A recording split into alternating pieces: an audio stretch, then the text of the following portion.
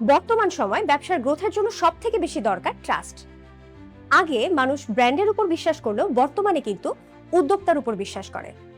ধরুন আপনি দুইটা পেজ দেখছেন, একটা পেজে শুধুমাত্র প্রোডাক্টের ছবি, আরেকটা পেজে উদ্যোক্তা কিভাবে শুরু করলো, তার স্টোরিটা কি ছিল, তার কি কি স্ট্রাগল ছিল সেগুলো সব দেখাচ্ছে।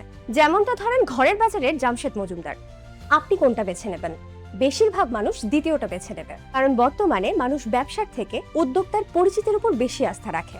এই আস্থার কারণেই মাহমুদুল হাসান সোহাগ, আয়মান সাদিক এবং শরবিন্দুর মতো ব্র্যান্ডগুলো এত পরিচিতি পেয়েছে।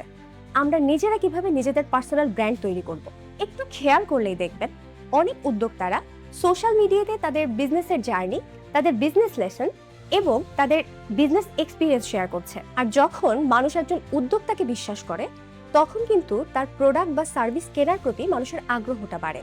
আরেকটা গুরুত্বপূর্ণ বিষয় হলো পার্সোনাল ব্র্যান্ডিং ফিউচার অপরচুনিটি তৈরি করে। আপনি যখন কন্টেন্ট বানাচ্ছেন, মানুষের সাথে নলেজ শেয়ার করছেন, তখন আপনার এই পরিচিতি ভবিষ্যতে আপনার ইনভেস্টর পাওয়ার ক্ষেত্রে আপনাকে আরো এক ধাপ এগিয়ে নিয়ে যাবে।